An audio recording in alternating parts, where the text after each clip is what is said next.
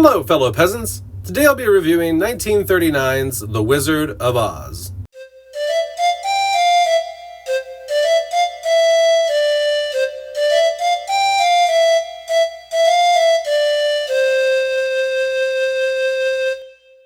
Alright guys, so I watched The Wizard of Oz. I finally got around to it. I'm 40 years old and I finally watched The Wizard of Oz. It was on my list of shame for so long. The list of films that I have never got around to. Shawshank Redemption is still on that list. There's a lot of films still on the list of shame, okay? Like Citizen Kane. I still haven't seen Citizen Kane. But anyway, what's it about? It's about a young girl named Dorothy who lives in Kansas. She's not really satisfied with her life. She's on this farm with her aunt and uncle. Old lady down the street who's nasty wants to have her dog put down because he bit her. She's like, no, so she wants to run away. This tornado comes, blows the house off into like a magical fairy tale land called Oz. When the house lands, it killed the Wicked Witch of the East. But it did not kill the Wicked Witch of the West. And the Wicked Witch of the West is like, I want the slippers that the Wicked Witch of the East had. But now the slippers are on Dorothy.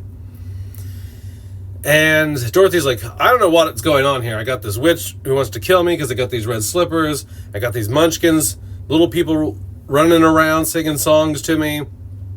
I just want to get back home. This is all fine and dandy, but how do I get back home? She finds out, she's like, look, you got to go to the Wizard of Oz. You got to follow the yellow brick road to the Wizard of Oz, and he'll help you get back home. And along the way, she runs into a scarecrow, a tin man, and a lion. And they also need things from the Wizard of Oz. So they tag along and they join the journey. Scarecrow needs a brain, Tin Man needs a heart, and the lion needs courage because he's a cowardly lion. And so they go on this journey, and throughout the way, there's roadblocks. The Wicked Witch of the West is trying to kill them, take the shoes from Dorothy. And that is the gist of The Wizard of Oz. What do I like? What do I not like about The Wizard of Oz? What I like about The Wizard of Oz is the simplicity in the story. It's just the simple, like, fish out of water. Like, how did I get here? How do I manage this? And just like, it's an adventure movie. It's like, hey, I'm here now. I got to get back. I got to find a way to get back. And so I like that. Nothing overcomplicated with the story. It's easy to follow. I love the practical effects in here. Like, watching this movie was so enjoyable because you know that everything on the screen was hand done, right? Everything was shot in camera, I'm pretty sure. Some things could have been laid over after the fact, like the big bubble when, like, the lady comes down, and some of that could have been overlaid, I'm sure. But overall, I mean, everything was practical, okay? Whether it's animatronic, it's a hand-painted background, etc. And I just thought it was such a cute movie. And let's just keep it real. Like, I'm watching the tornado scene on the farm, and I'm like, this looks really good. I do not know how they pulled off this tornado scene in 1939, okay? Like, some of it was on par with, like, Twister from, like, 1997. I was like, that actually looks really good in the background. Like, that looks really... And it's even, like, moving back and forth. It's, like, whipping back and forth, the tornado. Like, I was thoroughly impressed. And there's branches flying everywhere. It was done so well. One of the things I really liked, and I don't know why I liked it so much, was like when they're on their journey, her and her friends, and they stop with this apple tree, and she's like goes to pluck an apple, and the tree grabs her arm and he starts talking to her. I just thought that was cool. I just like that type of stuff, I just thought it was a cute movie. Like, all the little effects, all the little things that come to life. The set design on here, amazing. Like, I couldn't imagine being somebody in 1939 going to the theaters to see this and seeing what they had done here. I mean, it had to have been mind-blowing. There's clearly, by today's standards, the film is not going to blow anyone's mind, right? But it's mind-blowing in the sense of like when you put yourself into that time period, you're like, wow, for the time, this was mind-blowing. And it's still very well done. It's just, we have technology and color, and like that's another big thing. Like, I think this was the first time in theaters general audiences saw a film in color. I'm pretty sure, right? Correct me on that if I'm wrong.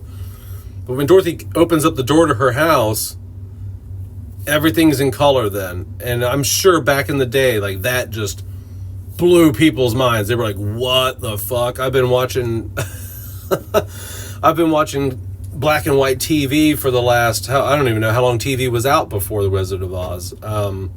Maybe, 15 years? 10, 15 years? I don't know. But it was, maybe it wasn't out. Did people have televisions in their home in the 1930s? Or was it just radio? I'm pretty sure it was just radio. I don't know. Anyway, people had to have been mind blown seeing color for the first time. And what else did I like about the film? The acting's really good. Everyone does a great performance. And it feels very staged, like theatrical acting, which makes sense. Back in the day, that's what everything was. Everything was stage plays and things like that. So that carried over into a lot of the early Hollywood films. But it wasn't overdone like a lot of films back then. They were constantly yelling at each other, even though they're like 2 feet away. Like in old movies, prior to like 1950, everyone's yelling at each other like from like 3 feet away. And it's like, no, you don't have to do that. You're not on a stage. You don't need to reach the furthest person back in the audience. Like, you're on a film set now. So I feel like for its time, it was good in that respect too, because it didn't feel like a major stage play or something. It didn't feel overacted. What else did I like? I like the villain. She's okay in the film, the Wicked Witch of the West. She's cool. She's really creepy, especially with the new color grading that the film has. I have watched like Blu-ray 4K comparisons, and like her makeup is like so strikingly green with the HDR and things like that. The color grade on this is very good. In terms of like clarity on like the 4K, like this film looks gorgeous. And this isn't a transfer review or something, but I'm just letting you know, like, this film holds up in more ways than just like its original production. Like, the quality of the film print looks excellent still. Is it as clear as something made today? No. But it has a nice, consistent layer of grain here. There's not much damage here, if any at all, that I could tell. And it's just like a pristine looking film still. It looks great, and the colors pop. And so it was a pleasure to look at. That's for sure. And then there's like the moral of the story. The moral of the story here in The Wizard of Oz is, looking for a strength within yourself, maybe being content with your life how it is and not taking things for granted, because by the end of the movie, she missed her home life. She wanted to go back to the farm, and just being thankful for the shit you got, is one of the that's the most delicate, classy way I can put it. The Wizard of Oz is about being thankful for the shit you got. There you go. Very eloquent way to put it. What else did I like? That pretty much sums it up. It's just a fantastic film. It's a fantastic film.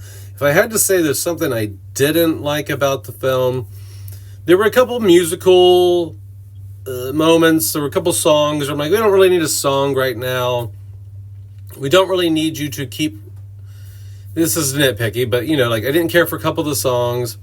I didn't care for the fact that they kept saying lions and tigers and bears. Oh my, lions and tigers and bears. And like I don't know what they were doing with that, where they were going with. Like I don't know why they kept repeating that. That was a little bit annoying in that section. What else was something? There's a few segments in the movie that I was like, I don't know if like when he sends them off, like when the Wizard of Oz is like, yeah, maybe I'll help you out if you go and get her broom, right? Go kill the witch and get her broom. And I'm like, that's cool and all, but it's like, I don't know. It just, part of that just felt like the movie was like buying some time because they got to the Wizard of Oz. It could have been over then, but then like he forces them into like a dangerous situation. He's like, hey, little girl, and like other creature people, go risk your lives and go fight an army and go get a broom. A broom that, what am I going to do with the broom? I don't know, but go get the broom, go put yourselves in danger for the broom and come back. And then maybe I'll let you go back to your house.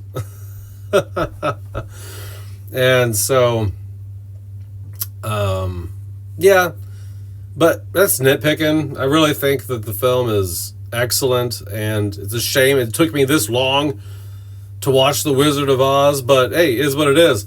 First time viewing in 4K HDR, baby. That's right. And, yeah, guys, let me know down in the comments below what you think about The Wizard of Oz. I think it's fantastic. I think it still holds up. It stands the test of time. And I will be watching this again to see things that I maybe missed, maybe understand it even better. So I really enjoyed it. All right, guys. Have a good one, peasants. Peace out. Bye-bye.